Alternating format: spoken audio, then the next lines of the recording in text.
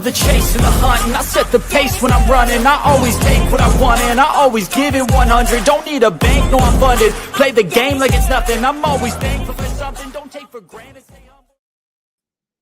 Yes, people. It's been a few days. I had to have a rest. Big up to everyone.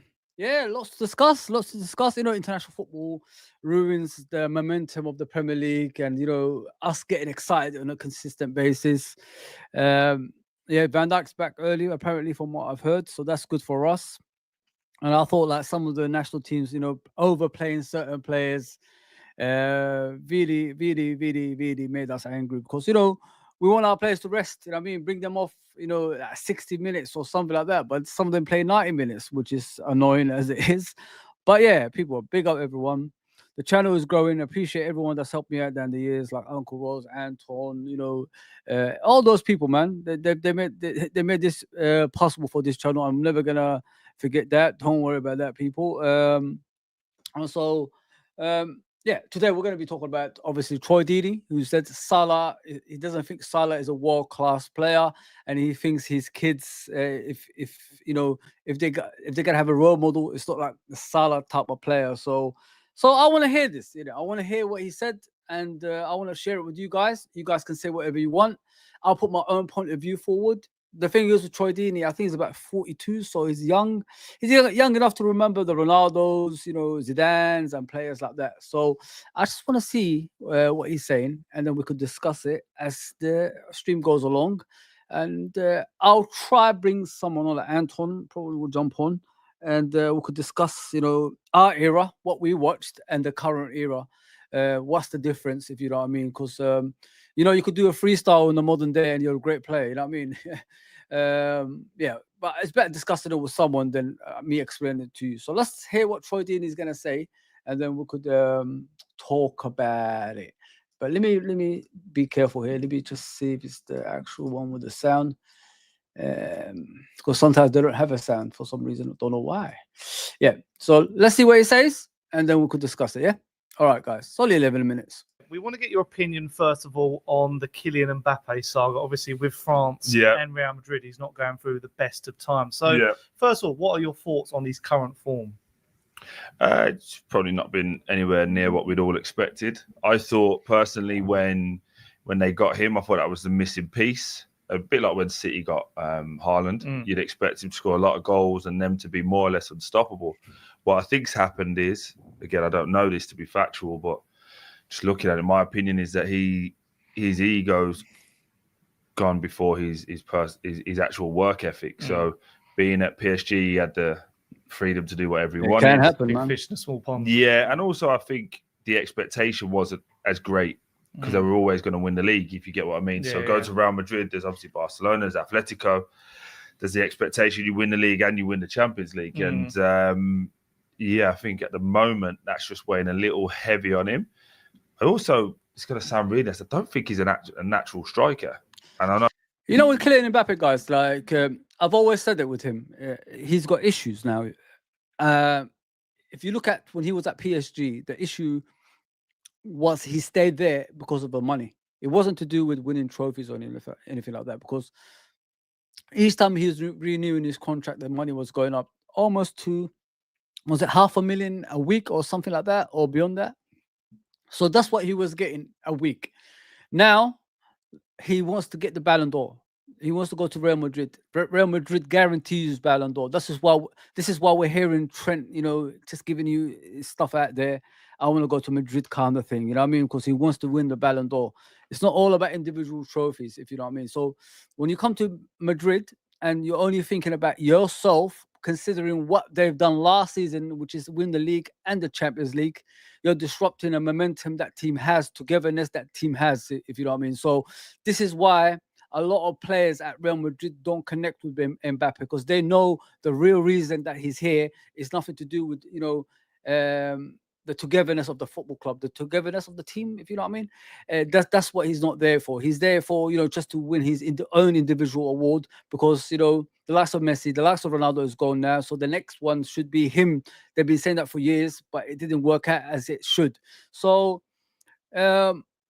I'm more of the side of the likes of the Madrid players that's currently there, because I'm a firm believer that Mbappe chose not to be the world's best player by remaining at PSG when he had the opportunities to go to any other, the teams that were winning the Champions League and all that stuff. You know what I mean? A more competitive league, a more dominant league, a more frightening league, if you know what I mean. That's what I'm talking about. Not a team, not a league that, the teams win it every season. That's what I'm trying to say, guys, because he took a shortcut. It didn't work. Now he's trying to regain his stardom. Everybody talk about Mbappe, but you can't fool everybody, man. You can't fool everybody. That's what's happening to him at the moment, and he's struggling with that. He's not a striker, but I don't know. I really don't know. Please like, share, subscribe, people. As you can see, there's obviously we're trying to get 2,000 to 3,000 now. All this coming a player that hasn't won anything. Yes, it's true, bro. It's true, Uncle Rod. Please go subscribe to Uncle Rod as well and help him out in the chats. As I always say, great YouTube, YouTube channel, great content creator as well. Everybody has their opinions, Uncle Rods. Everybody has their opinions, and unfortunately, people like Troy Deeney have the platform to say those kind of things, and he doesn't look from a point of view of what Salah's done since he's come back to the Premier League with Liverpool, being consistent, dominant, and takes care of himself, doesn't drink. Obviously, he's Muslim. That's a epitome of a footballer. I mean, this is what you want a footballer to be: someone who's always following the right way of life. But sometimes it's not good enough for some people, bro. So it's sad. It's sad. Let's just put it that way. Yes, Ravi, what's good for this? Sorry, big up, brother. Big up, man. You look at Harry Kane. He is branded so-called world class. What has he actually won? He's got a record and accolades, but he hasn't reached the heights. He hasn't reached the echelons like Salah. If you're saying like the trophies and the goals and the consistency, you're spot on with that one. I mean, Harry Kane as well. That's what I said about Mbappe. They both chose the life they've gone. I mean, nobody's told them. Like nobody's put a gun to their head. Go there, go there, go there. They chose the life. Harry Kane chose to stay at Tottenham. Harry Kane chose to go to Bayern Munich, and he didn't win anything either. The same with Mbappe. He chose to stay at PSG because there's money there. So the way their careers went is their fault. You can't really blame everybody else. You know what I mean? So this is what I'm trying to say about certain players. But when people talk about Salah, I have to come out and say what I have to say, because I think he's been great. I think he's been fantastic. I think he's been one of the best players in the world in the past 10 years, and he's not getting the credit that he deserves. It's unfair, like when people call him out and say certain things about him, if you know what I mean. And you got to stand up for players like that. I won't stand up for many, even Liverpool players. If I think they're not doing good enough, I still pull them up on it. As you guys know, I don't really beat around the bush and lie. If I think Curtis Jones is playing crap, I'll call it out. If I see Van Dijk is playing crap, I'll call it out. Even Salah, how many criticisms did I give Salah down the years, and I stood by it. There you go, people. So I'm not that kind of person that just jumps on the bandwagon and follows, that bandwagon, that wagon all the way to, everybody's saying the same thing. I don't do things like that. I'm always, different to other people, and I'm going to stick by that. But if Troy Deeney, what he said, let me hear what he says, then I'll put my own spin onto it, and then we could discuss it, yeah? All right, guys. Get the comments through, man. I appreciate everybody that's on, man. Thank you, man. Thank you, everyone. Big up John Conway as always, brother. Big up, brother. Big up, big up, big up. Now, how humble Salah is. He, with all he achieved, he gave as a player of match. Hang on, he gave his. Let me just read that again. He gave his Player of the Match award away to Milner. Oh, so you're saying how he is as a human being, how kind he is as a human being. You're spot on, Ravi. He's a humble guy. You know what I mean? Sometimes what pisses me off about Salah is he's too greedy in front of goal, and I pull him up on it. I don't really beat around the bush with Salah and his greediness, and you have to like pull him up on things like that. You know what I mean? When there's a player at the far post, you have to pass to him to score a goal. You pass that damn ball so we could score the goal and win the game. That's what lets him down in the world class stage, in my opinion, compared to other players. You know what I mean? If Baggio was there at that point and he sees the far post, there's a player there that could tap the ball in, he'll pass that ball to that player. That's what I'm saying. But saying Salah's not world class, well, that's something we've got to discuss, if you know what I mean. You're 100% right about him, bro. Like, he gave his man of the match award to his teammate. Also built communities, hospitals in Egypt. Yeah, he's a figurehead in Egypt, isn't he? He's the biggest star in Egypt, and he's a wonderful guy. He's an absolute wonderful guy, man. I'm not here to knock Salah. Salah is a wonderful person, wonderful human being. Hi, Fozzy, guest chat. Bless up everyone. Many thanks. Mo Salah is the type of person you want to look up, have your kids look up to. Salah is just too humble of a guy. Troy is just jealous that he didn't live up to what he should have been. Troy is just a joke, bro. I've got no time for Troy, to be fair, brother. You know what I mean? Let him be whatever. Koeman, it's the schedule of Van Dijk. Virgil van Dijk is very busy. He is a player who plays every game. So I decided to send him back to Liverpool. Big up Koeman for that, man. Even though he's an Evertonian scum, but it is what it is. Big up GG, man. It's been a while. I hope you're okay, man. I hope you're okay. Big up Fozzy. Marco Owen won the Ballon d'Or while playing. There you go. Not many people know Marco Owen won the Ballon d'Or. Question: who is Troy Deeney? Is an ex Watford player, so he hasn't done anything in me now. So that's how it is. Yeah, but people, hit the comments, man. I'm here for you guys as always. I'm here to represent you. I'm always here for you guys. I mean, if you want a Liverpool, I'm here. If you want a Liverpool person, I'm here. Big up for Marco Owen won the Ballon d'Or while playing for Liverpool. Trent can also achieve that with Liverpool. You're spot on. Spot on. I've got no doubt about if he's good enough, he will win it. But the thing with Trent is he's got deficiencies in his game that ain't gonna win in a Ballon d'Or. So if he improves on his defending as he's doing this season and marries it up with the attack, I think he'll be phenomenal, man. You know what I mean? Nobody can speak to him. Nobody can speak to him. Just sort the defensive side out, marry it up with the attacking side. Best right back in the world by far. But let's continue. Let's continue, guys. Get the comments, keep coming, man. I'll read it anyway if I can. Oh, it sounds mental. Yeah, but he said that himself, isn't he? Has he? He wants to play on the left. Well, he can't. Vidi Junior's there. So in that situation, that's a massive mistake from Real Madrid because they're just they've gone for a name which sells shirts and the brand as opposed to what makes them win. So maybe he's going to have a little conversation about probably playing on the right. Do you think that was the right move, though, for both club and player? I know it was a free, and it was his dream. Well, if it's his dream, he needs to start playing through the middle and actually learning to stay on side because the one game I watched against Barcelona, Jesus Christ, he was offside about 9 times. It was like you're rapid. Like it really irks me when players that are quick, especially probably because I'm.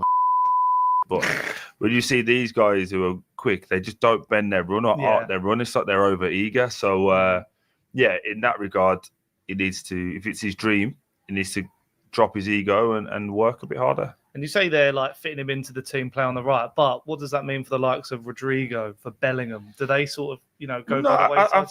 I think with this, when they talk about Mbappe, the issue Mbappe has is he's coming to a winning team. So when you're coming into a winning team, you have to add quality on top of whatever they have. Have you added quality on top of whatever they have? No, you haven't, because they deteriorated. They're not even top of the league in Spain. So they're struggling in the Champions League. They're struggling in the league as well. So he hasn't really added anything apart from players not trying as hard as they did when he wasn't there, if you know what I mean, guys. So egos, that's coming to things like this, especially when players think they're better than what they are. And that's what Mbappe has come with. He's disrupted the team. The team, I don't think, enjoyed playing with him either. Why do players like Vinicius Jr. have to change positions for, just to make Mbappe look good? if you're a world-class player, you should be demanding, positions and all that stuff. And this is what Mbappe hasn't got at Real Madrid. Unfortunately for him, he's met players who are up to the standards that he is, or probably beyond that, because they've done more when he wasn't there. So, yeah, it's got to be a long, a long process for Mbappe, in my opinion, as a footballer. He thought like he will come into a team and he will change things straight away, but it hasn't worked out. So he's got to find a way to complement the other players. Get along with the other players, and show what he's all about as well. Because we're hearing he's the best player in the world. Sometimes, like, show us what you're all about, man. Because we haven't seen any of it. I mean, so for a while, that is since that World Cup when you won it. The only two places on that team you say he can't take is Bellingham's and Vinicius Jr. and not in that order. It's Vinicius. It's his team, and he's delivering. So like Rodrigo has played through the middle a few times for them last season, and maybe he has to figure it out. But there's one man who can make him figure it out, and that's Ancelotti. Probably the best manager around at the moment, man manager around at the moment. So they'll figure it out, but they need to be careful because Barcelona are doing really well. Really, really impressed with them. And if maybe Kylian Mbappe isn't the best striker in the world right now, who is, in your opinion? Depends what you look for. Best goal scorer, I'd argue, is Haaland by a country mile. Depends what you look at in terms of potential. I like the kid Thuram, Inter. But he needs to realise his skill set is he's rapid and stop trying to take everybody on like it's an under-23s game. But there's loads of good strikers. Lewandowski, Harry Kane, obviously, they're all around in that conversation. But the obvious candidates are the ones I've spoken about. And good you mentioned his name there because it goes on to our next. It's funny how you can't even name a world-class player at the moment. I mean, since Messi and Ronaldo's gone, it's very, very difficult. You know what I mean?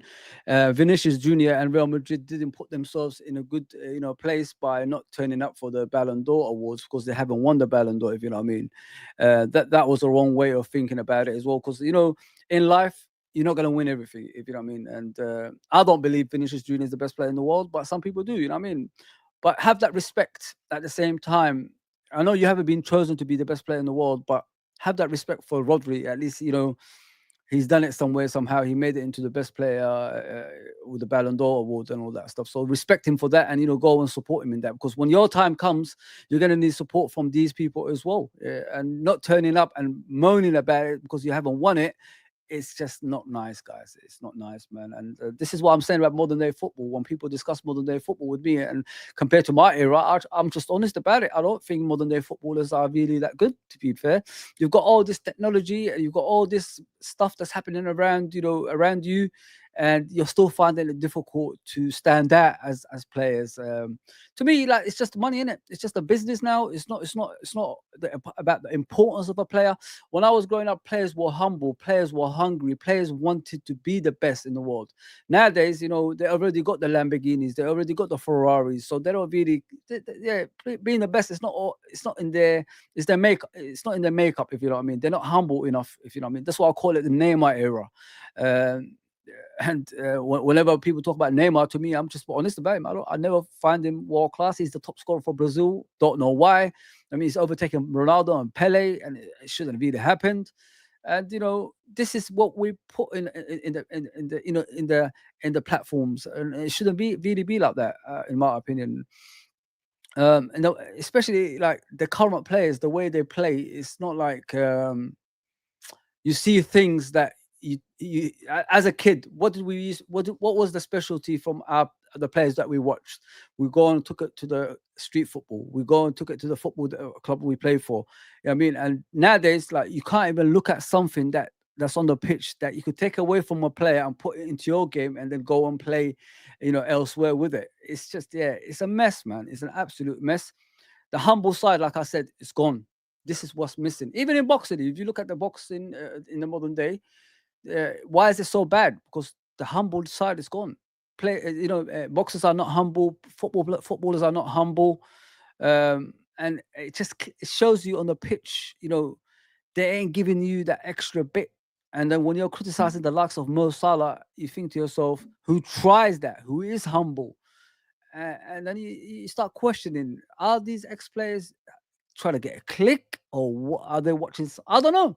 I have no idea why Troy Deeney said this, but we're going to listen to it. Let's see what he's saying. Let's see what he's saying. Question about Harry Kane. A lot of talk about his England future. Obviously, on air, you've just spoke about that as well. Do you think it's time for Kane to maybe hang up his international boots? No, what are you talking about? He got dropped for one game, man, and we're all like, get rid of him. He's still Harry Kane. He's still very good. He's still England's top goal scorer. Didn't hear this debate about Rooney when Rooney was getting extra games. I certainly didn't hear it about Bex when he was clocking up the games as a sub and stuff. So, no. I think what Lee Carsey did was understand the team that was needed for that game. And sometimes Harry now will have to get into the uncomfortable position of being old, which is what happens to all of us. And games where he still thinks he can play and add value, the manager will think differently. But you got to get your head around that very quickly. But no chance. If you said to me now, with the current crop of strikers we have, and we were losing Harry Kane going into the World Cup, are you confident we can win the World Cup? I'd say absolutely not. No one would.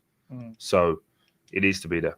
And sticking with elite forwards, obviously Mo Salah's contract and future is up in the air at Liverpool. You've been quite vocal on it in the past. You've sort of played both sides of the field and said... I haven't. I'd say the truth. And played both sides of the fence. And what is your truth? I'm not I'm not like most of these people.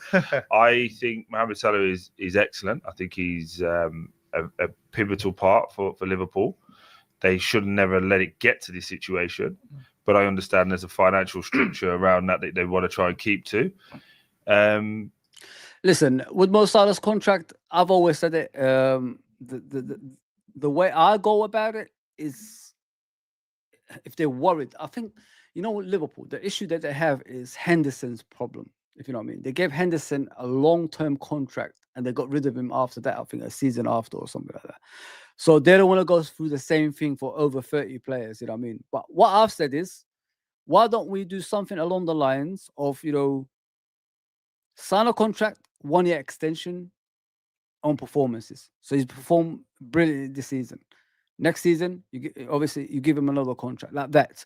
Because what FSG and Marco Edwards and Richard Hughes, Julian Ward, all these guys are worried about is they give Salah a contract and he's only one injury away from probably a disaster. People need to understand, he's 31, 32, yeah? He's one injury away from, being consistently injured, number one, or probably permanently injured. When you get older, the body isn't the same anymore. Take it from a man who played football. So you don't heal quick enough. The injuries, becomes a bother as time goes on. As you saw him when he came back from the AFCON, was it last season? And he had a hamstring injury. He thought he recovered, then he got back to it again. And then he missed, a few games after that. That's what I'm trying to say to you guys. This is where it is at this age. I know they take care of their bodies and all that stuff, but what used to happen to you when you was 20 used to heal it within days. When you're in your 30s, it heals within months, man. Sometimes months and more than that. So this is what they're worried about, giving contracts for over 30s. But like I said, I'll give it, if he performed well this season, give him a year extension like that, until he drops off, and he doesn't do that because they don't want to take that risk. He gets a serious injury, then you're not going to see him until his contract ends. So basically what it means is they're going to pay him for the remainder of his contract, even though he's injured, So yeah, you got to be careful at this age. I understand where they're coming from, and Mo should understand that as well. So like I said, me, if it was me, contract on performances every season. That's it, until their wheels drop off. Simple as that, man. Fozzie, Troy is just looking to get a reaction and play the game. Yeah, I know that, bro. I'm not fake. I know what he's doing, man. That's what I'm saying. What a joke. I do hear on Salah greedy in front of goal. That's fair to pull him up on it respectfully. Yeah, I'm just being honest, bro. I'm not gonna lie to you guys. Like I said, I don't really take player side. I'm a Liverpool fan. I'm not a player fan. I'm not Player FC. I will never be Player FC. I was Player FC when I was younger. I used to protect foulers, players like that back in the day, thinking that they're the best I've ever seen at the time. But you grow out of that as time goes on. You grow out of things like this. You realize when you reach your 40s, and and you continue from that Player FC, it shouldn't be. It should be Liverpool FC. That's who we support. Players come and go. You know what I mean? Players don't stay for long. I remember when Fowler left, what are we going to do? When Owen left, what are we going to do? When Gerrard left, what are we going to do? We always got something out of that. When Owen left, we won the Champions League. When Gerrard left, we won the Champions League, Premier League, World Club Cup. So we won a lot since those players left as well. So don't ever draw yourself to things like this, Player FC, because it doesn't help in this situation, because you're either gonna get what you want or you're not gonna get what you want. So if you're not involved in it, then at least you'll be in a good place either way. So just I should stay away from things like that. To be fair, bro. Big up AK, big up brother. Big up Cedric as always. Thank you, bro, for coming on. So let's continue and see what he's saying. But my argument has always been I just don't think he's world class. But again, world class is a different opinion. What I think to world class is, would I want my children to play like that player? That's what I think is world class. So if I was asking my kids who are got to be forwards, I would be saying I would like them to look at what Vinicius Junior does as opposed to Mohamed Salah. But his goals, he scores an unbelievable amount of goals. So you're comparing Vinicius Junior and Salah. That's two different players, two completely different players, by the way. Yeah. So with Salah, he's consistently scoring goals every season, over 20 goals every season, and he's contributing on the creativity as well. I don't think Vinicius Junior scores as much as Salah. That's number one. Number two, Vinicius Junior doesn't play in the Premier League. He plays in La Liga. So there's two different leagues. They're dominant. They don't really compete. Their smaller teams aren't like the smaller teams in England. It's two different things. England is a draining league, is a hard league. Nobody gives you a minute's peace. The stadiums are smaller. The pitches are smaller. The fans are right on top of you, abusing you, throwing things at you. They're doing so much to distract you as a player as well. So this is what I look at from both players. I mean? Vinicius is a great player, don't get me wrong. He's just coming to the scene recently as well. But Salah does it in Champions League. Salah does it in the Premier League. Salah does it obviously for his country as well. He gets into the African Cup nations, in the finals and all that stuff. So I don't know where he's coming from with that. Salah is not world-class player. I thought world-class players was to do with consistency. That's what I thought it was. And that's what Salah produces. Consistently scores over 20 goals a season. And what I look about Salah as well, guys, he scores goals that what do you call it? He scores goals from one side of the pitch on a consistent basis, like a striker. That's impressive. That's unique. Let me just put it that way. There ain't that many wingers in the history of football that do that. So I don't know where Deeney is coming from when he says he's not world class. What are world-class players? Unique players, right? That could do extraordinary things, which are consistently, they produce in season in and season out, right? And Salah's been doing this, 9-8 years, something like that. So I don't know what more we can say is world-class. I said it about certain players that play for Arsenal. When someone asked me about are they world-class, I said no, because they haven't done anything. They've only been here for the last 2 years. I want to see them doing it consistently. So this is how world class comes into the equation. Salah has been doing it for the last 9 years and still at age of 31, 32, still producing the same performances. That's world class. That's world class. That's beyond world class, because the position he's playing is he's playing in a different position. He's got a record compared to strikers. He hasn't got a record compared to wingers. That's the difference. That's the extraordinary bit on top of what he's got. And he's not getting the respect that he deserves, which is weird, by my opinion. But listen, Deeney is a street footballer. You can see the way he speaks and the way he played. I don't think, he's thinking straight. I think it's a clickbait. And when he's saying on top of that, I want this player, I want my kids to be like Vinicius Junior. Vinicius Junior is, majority of the time I see him, he acts like a little kid. He doesn't show respect to people as well. Like I said about them, Ballon d'Or, we should have turned up. So yeah, it's beyond belief. It's beyond belief he said that. But let's continue, man. Highly effective, and so look, that's just my opinion. Yeah, he's probably going to turn around and go to Troy, and fair play to him. Like that's my opinion, isn't it? And if there was, say, you were Mo Salah, and there's a contract on the table for Liverpool, and there's an identical contract on the table for Saudi Arabia or a similar move, what are you picking? Is completely different because he's massive in the Middle East. He's a huge draw. So also, like we look at it solely from a league perspective. You got to think how many times this guy gets hammered for just posting pictures on Christmas Day, for example. Do you get what I mean? All of that goes away, and there's so many different nuanced pieces to it. At this point in his career, I don't think he's moving for money. I could be wrong. I don't think he's moving for money. I think it's for where he feels motivated and where he feels he's going to have the best life for his missus and his kids. So whatever he chooses to do, he's earned the right to do that. If he decides to not play for Liverpool again, he's earned the right to do that. And he'll still be a Liverpool legend and great. And finally, for our forward chat, we want to get your top 5 strikers currently in the Premier League.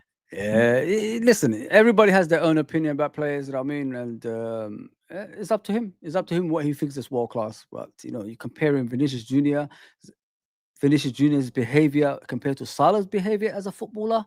And then you're saying you want your kids to be like Vinicius Jr. at the same time.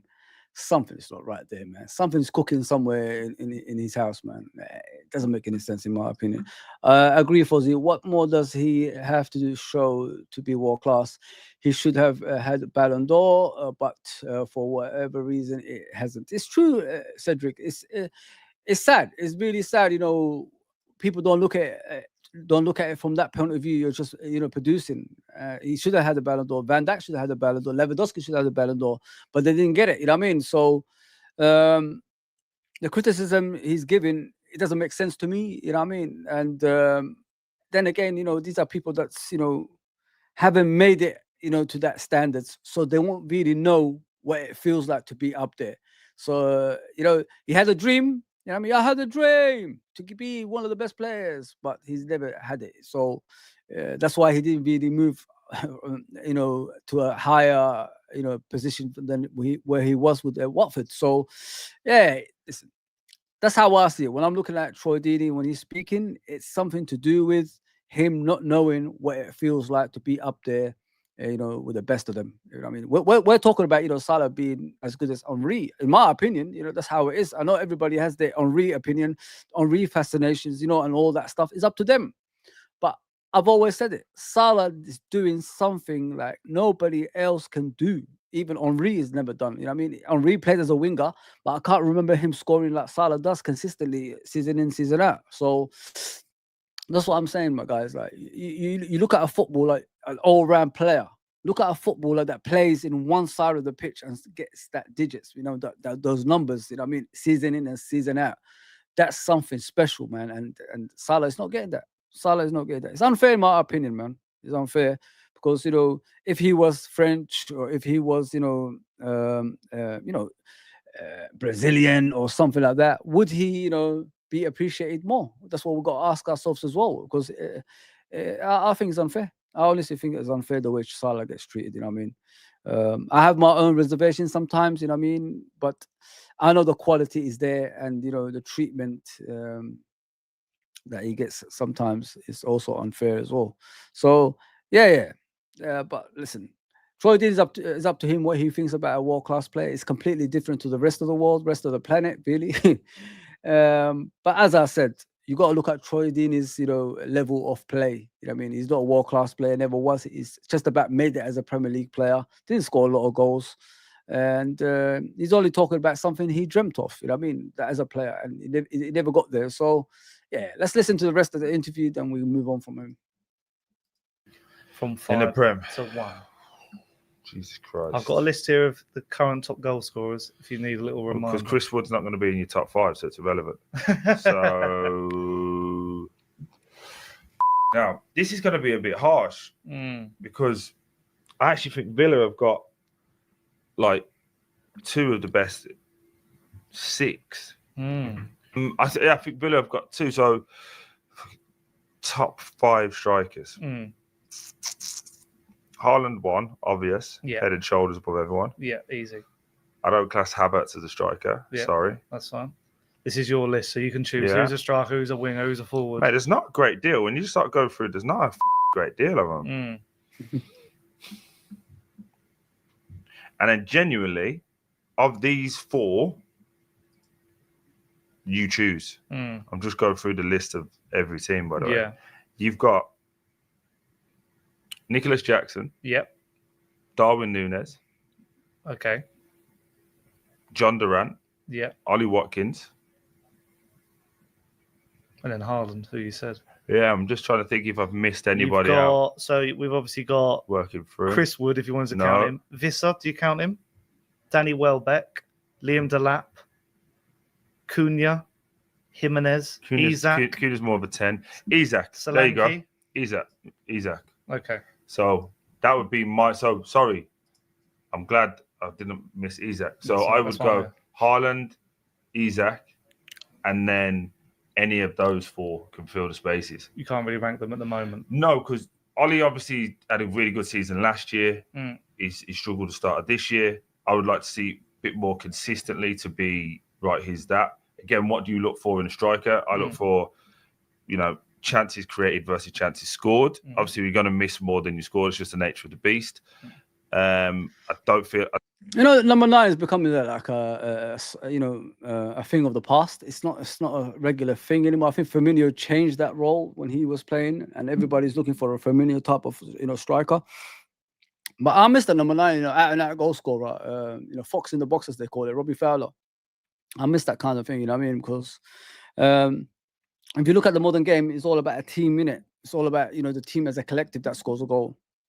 And Haaland has brought back, the number 9 striker position thing. But is it something every team that that plays in the Premier League needs? I don't know. I really don't know, because not many teams play with that number 9 anymore. And like you can see, Troy Deeney is struggling to name a lot of number 9s who go, Fox in the box. Yeah, football's changed a lot. But. We talk about Darwin Núñez. Is he Fox in the box? He needs to work on his finishing. His all-round play is good. Watkins is all right. He has his moments, but he's not consistent. That's the thing with Watkins. If he starts scoring, more or less, in every game at home or something like that, then you probably going to consider him as one of the top strikers in the Premier League. But yeah, Isak is good, but it's just his injuries are the issue, in my opinion, with him.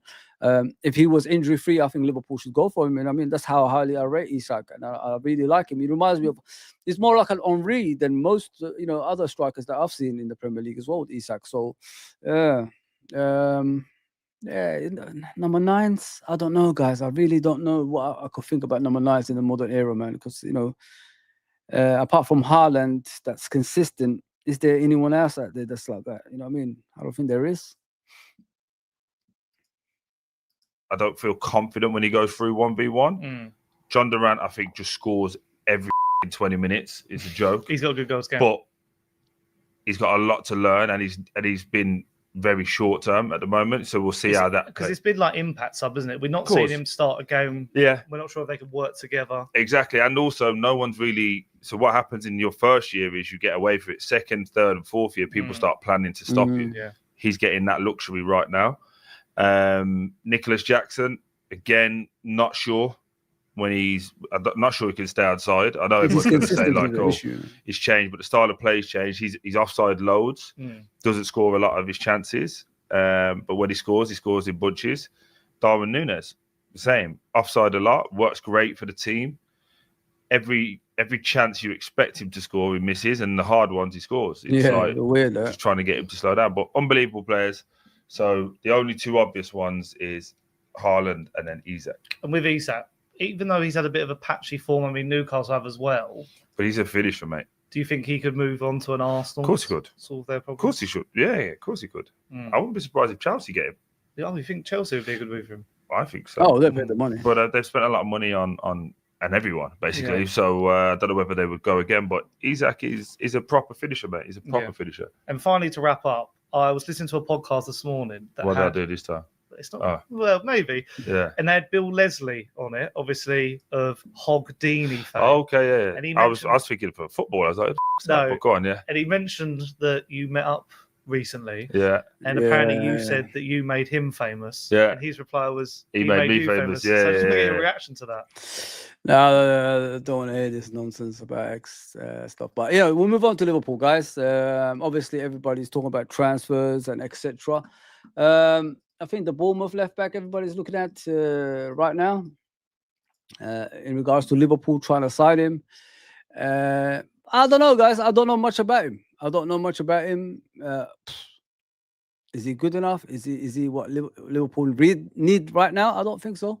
And as I said, Van Dijk has come back early. That's good for us. You know what I mean? Obviously, Koeman said he's played too much football. He's 33. We don't want him, burned out straight away. And the thing with Van Dijk is, guys, once he's not in the team misses him. That's why we have to keep on playing him on a consistent basis.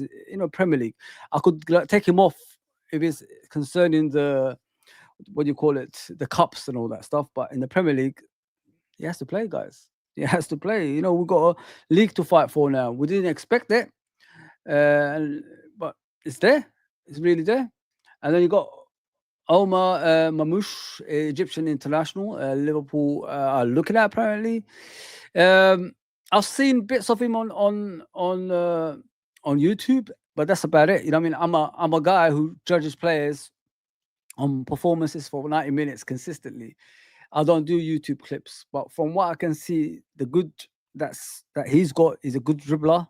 He's a good shooter of the ball, and he's a busy little player. You know what I mean? And is he capable of taking Salah's place? I don't think so, because what I've seen of Mamouche is he's more of a right-footed that can play on the left. I mean, we no longer play right-footed wingers that play on the right. So he's gonna, so it's not gonna be Mo Salah's replacement. We've got Diaz, we've got Gakpo, we've got Jota, we've got Nunes that can play there. So we've already got a lot of players. Szoboszlai can play there. Chiesa can play there. So yeah, I don't know much about that. If it's real, I think it's just too much talk about that stuff. I like him. Don't get me wrong. From what I've seen, it's just on YouTube. That's all I saw. I didn't see anything like he does, in the 90 minutes. Is he in the game for 90 minutes? Is he influential in the game in 90 minutes? Does he do something extraordinary, in that 90 minutes? You know what I mean? What is he like? Does he influence the team like Salah? What does he do? That's what I want to know. I want to watch him consistently, then I could judge for myself. But yeah, nah. We'll see. I'm not gonna just shout out there, Liverpool should get him. We don't know how he is. We don't know. But yeah, the Bournemouth left back, there's a lot of gossip going around that. Was it Kirkes? I think his name is. Let me see his age.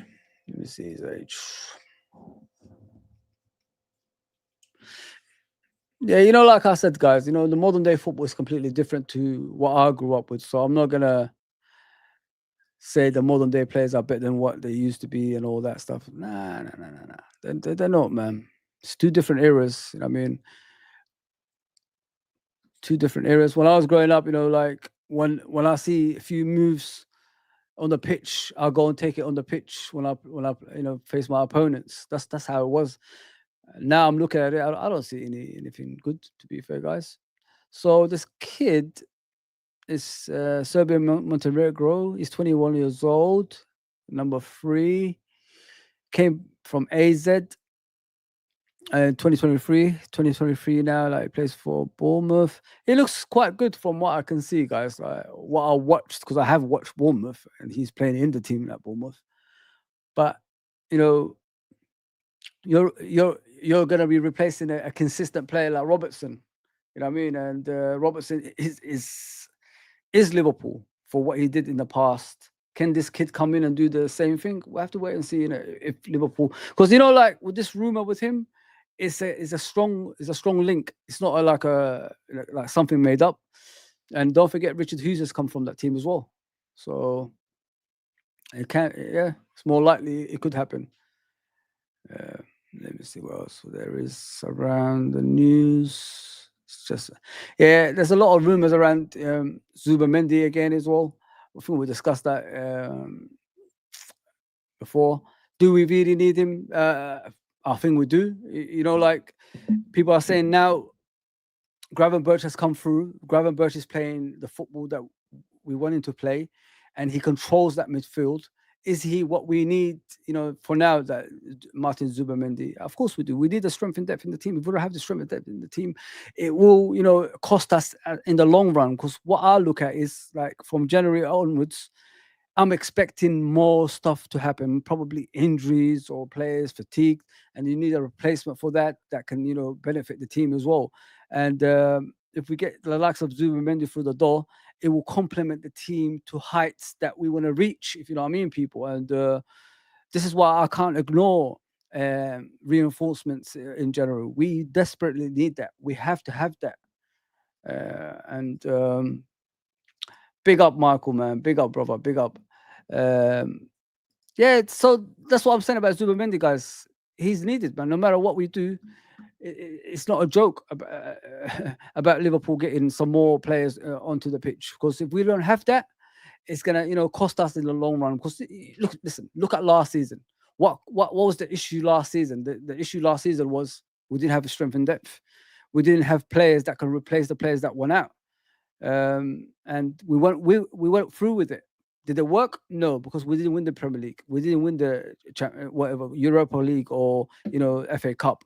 We didn't win those kind of trophies. So, you know, we've got to be smart now. The owners have to be smart. The you know, the club as a whole needs to think, you know, 2 steps ahead of everybody else. Otherwise, you know, we're going to be caught out. And not only caught out, I'll have to rewatch the stream as I only joined now, so I missed most of it. Big up. It's okay, Michael. Yeah, so we've got to be a few steps ahead, guys. If we're not a few steps ahead of everybody else, then, you know, we're going to, you know, fall like we did last season. And this is what worries me more than anything. I've always explained it to you guys. We didn't sign anyone in the summer. We went with this team. They've done something out there that's got the world's attention. So we want to still, like, show that. We want to still, like, go through with that and be more points ahead. Don't forget, Man City's got Tottenham next. Arsenal's got Nottingham Forest at home. You know, they could still drop points. You know, confidence might not be as high as they used to be, those two clubs. So, which means at the same time, when those two drop points, all Liverpool have to do is win their games, and the points will go up to the point both teams might have to give up and concentrate on the Champions League, as Man City did when we won the league that season. Why did we win the league season by that season? You know, that season by that many points is because we kept on winning, and Man City couldn't, you know, handle that. So what they did is, you know what, we're not going to catch injuries. We don't want to overextend our players. We don't want to put ourselves in a bad situation. So let's just concentrate on the Champions League and let Liverpool get away with whatever they're trying to do. So that's what I'm saying, guys. We could be in that moment again. We're 5 points ahead of City. We're 9 points ahead of Arsenal. Continue it, man. Continue it. Keep on going. There's no guarantee. Everybody talks about the games that we're facing each other, like when we're facing Man City, when we're facing Arsenal, or if Arsenal faces City, and, you know, vice versa everywhere. But people forget there's games in between that, you know, points could be dropped at. So I'm still hopeful. You know, I mean, I believe Tottenham can do damage over the weekend at City. I really think that, because City haven't been the same since Rodri's gone. So you look at Spurs, like, what's wrong with them at the moment? It's confidence. They haven't got that confidence. They haven't got that winning mentality, and they need that. And, you know, they've lost to Ipswich at home, so you expect Spurs to be stronger in the next game. And you look at Nottingham Forest; they lost to Newcastle at home, and you expect them to be stronger in the next game. What Nottingham Forest did to us was, like, they had a game plan after the international break. What did they do to us? What they did to us was, they made sure their best players were on the bench, and they made sure their defensive players were on the pitch. So this is what they're going to probably go to Arsenal and do the same. Go to Arsenal, do the same you did to Liverpool. Make sure your defensive players are on the pitch. Make sure you don't concede a goal for the first 70 minutes, something like that, and then bring on the flair players after that and try to beat Arsenal with that. And Arsenal's not in a good place at the moment, guys. You know, come on. They're not winning games anymore. They're struggling on the pitch. There's no communication between the players and the manager as well. They're trying to rush players back from injuries. And, you know, it's just, you know, they're all over the place. They're all over the place. And this is why I say, like, we've got a chance of, you know, extending our points. And then you look at the Man City game. We say the same with Spurs. You know what I mean? They haven't won. They've lost to Ipswich. So you expect, and not only that, what you need to understand with the Spurs team is they've beaten Man City before, and you know they don't have that fear factor with Man City, so they can beat them. And you know, when teams overthink things on the pitch and they overstretch, they overdo things, that could be the downfall. And Man City losing 4 games in a row, Spurs losing to Ipswich at home, can be fireworks. I'm telling you guys, and I'm gonna say, I told you guys once we come back on here one day, like, and say and tell you the truth, because you know, don't judge teams on performances against the rivals only. There's other teams that can take points off these teams as well. You know what I mean? So, yeah, I'm looking forward to that. I'm looking forward to that, man. Let's see what's happening elsewhere. Yeah, guys. Yeah, we listened to Troy Deeney and his nonsense. It didn't really, you know. Everyone has an opinion in life. Just respect it for what it is. I'm not here to change his mind or anything like that. I wanted to listen to what he was saying about you know, Mo Salah, and I disagree wholeheartedly to everything he said. Everything he said didn't make sense to me. And what actually killed his conversation was him saying, I want my kids to be like Vinicius Jr., not Mo Salah. Then yeah, it shows, you know, where people stand in life. So yeah, I wouldn't worry about it. All right, guys, that's me done. Please like, share, subscribe, and I'll see you soon. Take care, everybody.